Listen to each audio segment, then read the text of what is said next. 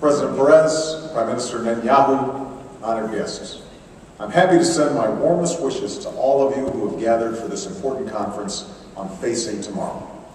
I'm sorry that I could not be there with you in person, but I'm so pleased that our extraordinary ambassador to the United Nations, Susan Rice, will be participating with all of you. I'm especially honored to send my greetings to a great statesman, the host of this conference, President Shimon Peres.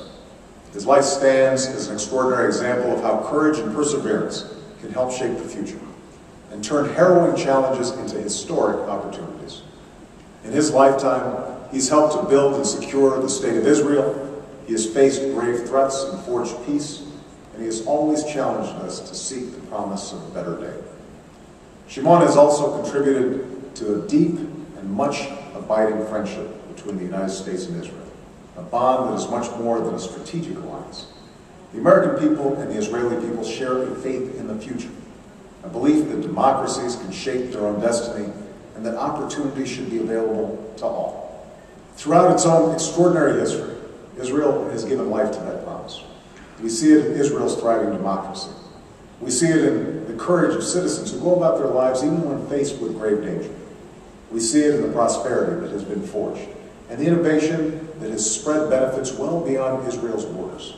And we were reminded of that recently when Ada Yonat was chosen as the Nobel laureate for chemistry.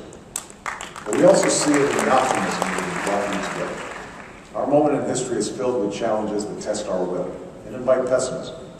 From a global economic crisis to a growing danger from climate change, from the spread of nuclear weapons to the obstacles that stand in the way of a secure and lasting peace between Israelis and Palestinians.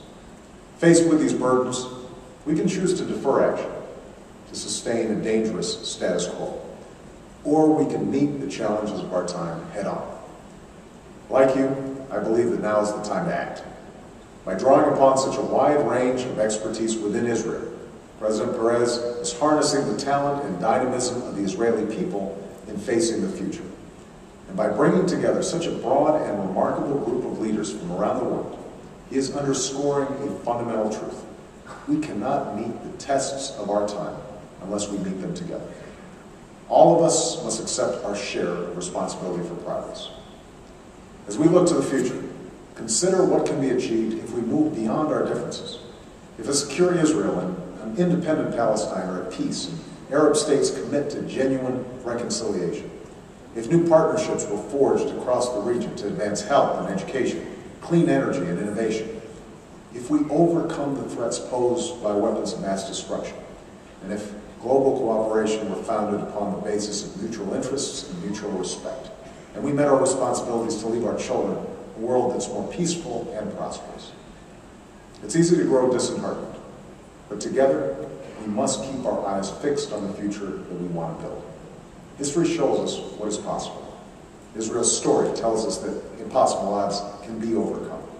And Shimon's leadership reminds us that dark moments cannot conceal a path to progress. I wish you all a productive and successful conference.